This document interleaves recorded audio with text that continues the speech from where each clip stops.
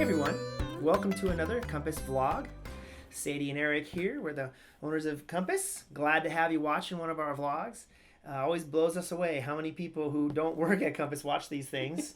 I really mean that in all humility. Hopefully I guess you get value out of them. I hope you do. But or else you wouldn't keep coming back. But for everybody who's at Compass or connected to Compass, we do these for you because we really want to make sure everybody knows what's going on behind the curtain. Yeah, we kind of went to just let you behind the curtain, let you know what's going on and how we think, why we think the way we think. Yep. Because, I know, we all have times when we are a part of an organization. Maybe we're a distant part of an organization. We go, why do they do that? That's a very strange thing. And it doesn't make any sense. So we want to make sure that the things that we're doing make sense. Right. We are at least you have the opportunity here with sense we made to ourselves. Right. It made sense up here. Right? Yeah, it made sense to me. So, yeah, we're very intentional about these things. Our culture and our customs and our systems, we are quite on purpose about all of them. And so this is what it's about. Today, we're going to talk a little bit of history. If you were with us in 2015, you remember Compass, especially in SLS, you remember Compass being a little bit different than it is now. That's because of something we did back then that we called Renaissance. The word Renaissance, if you don't know your medieval history, is a word meaning rebirth. And Compass kind of went through a rebirth.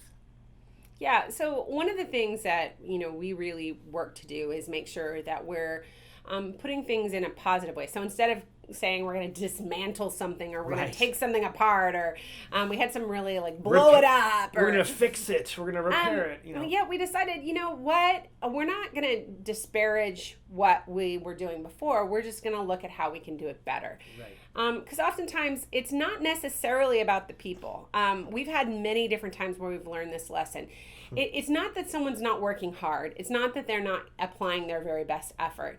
But if you are on a lake and you are trying to row as fast as you can with a fork or a knife, you're not going to get very far.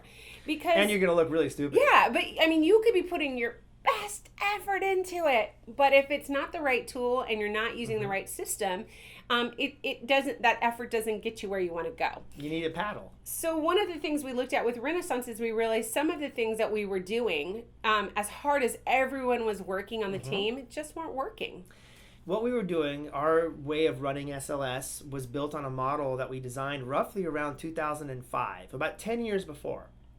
And that model 10 years before, it was a good model. It was really good for that time.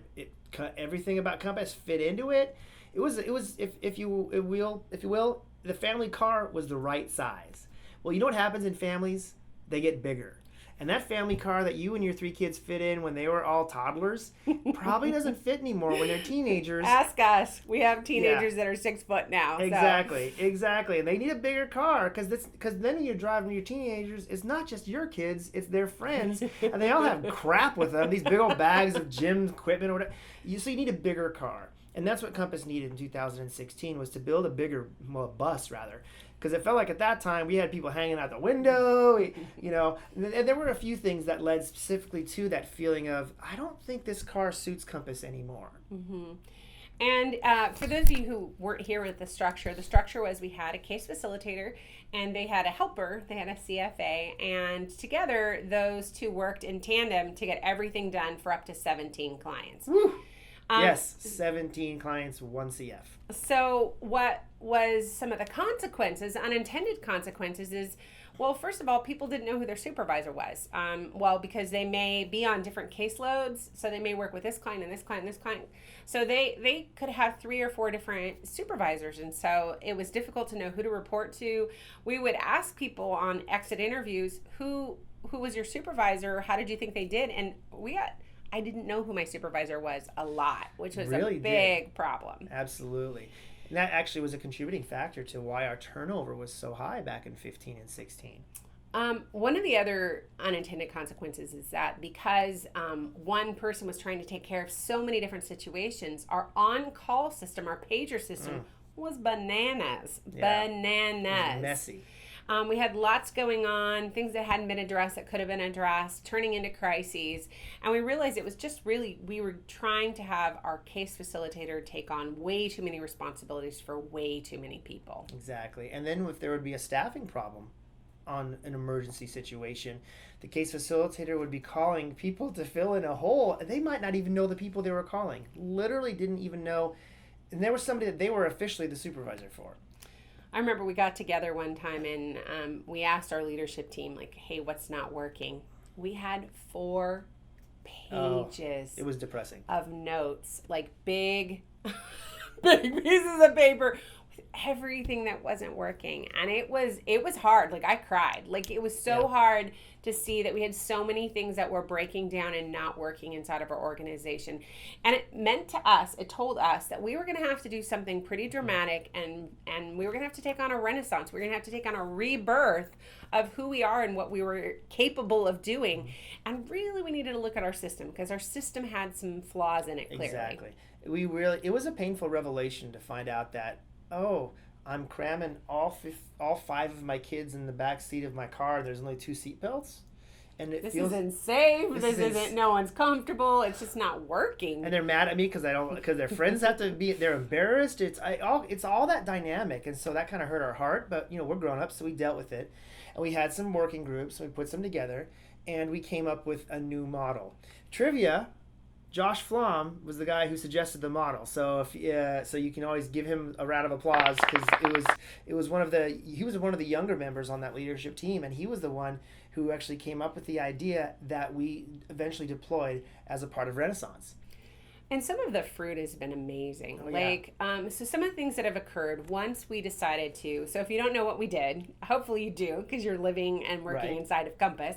But we went ahead and we took away what's called the CFA. We added we now call an RMA, a regional manager assistant, but they are a lot more. They do a lot more paperwork. They do not do scheduling. Mm-hmm. We gave scheduling over to the case facilitators, and then we brought the caseload down from 17 to between 6 and 8. So now we have much smaller, much more manageable caseloads for each of our CF, and then they have a team, and all of the staff only have one supervisor. And that fixed the problems that we experienced at the time. Now our CFs all know quite well their 12 to 25 staff that work for them, depending on their clients. We went from having about 20% of our reviews done on time to now we have 100% of our reviews done on time. Because people know that they don't want to see their staff not get their raises and not get the feedback they need. And so they feel connected to their staff. So they go and they make sure that their reviews are done. So we went from, like I said, 20 to 25%. It was bad, of getting our reviews done, to now we have 100% of our reviews done on time. The Renaissance project was part of several other initiatives, but one of the fruit of it, one of the outcomes, was definitely our turnover has improved. And at the time, we were running 55-60% turnover back in 2015 and 16. The last 24 months, we've been running around 30 to 35% turnover, even during the middle of a pandemic. And so we definitely did achieve the outcome of that.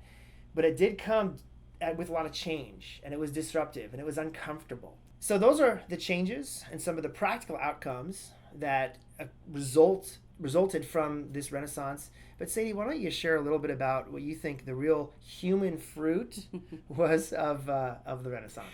So anytime you set your mind to do something and then you accomplish it, you are building your confidence, you're building your strength, you're building your muscle.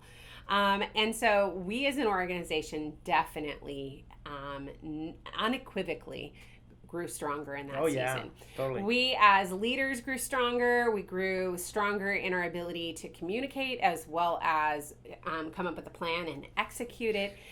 Well as our accountability. Our accountability went way up as an organization. Totally. So I think whenever you take on a new project or a new assignment, and then you go through the grueling work of completing that, right? So we like to say at Compass, we're dreaming. It's dreaming, direction, destiny. The work is in the direction, but then you get the destiny. This is kind of the same thing. Absolutely. Like, as you decide, our dream is to be a better organization, better run, with better person-centered practices in place, and then you go through the hard work, the direction of it, you really do feel that destiny, and you feel like next time you can take it on and you can Absolutely. do it again. You can do this again. So that's kind of the story of that Renaissance. You will, if you're involved with Compass at all, experience continued change, because we're change agents. We kind of tend to do that. Sorry, and you're welcome at the same time. But that is the payoff. Is life actually does get better, and you find out that you're capable of more. And in our case, it means we're capable of loving more people, staff and clients and each other alike, more effectively, more consistently, and having better relationships because of it. So. And we're willing to self-assess and say, oh, yeah, you can fix that about yourself if you need to. Absolutely. And we do that all the time. Yep. All right. So until we see you next time, stay safe. Ciao.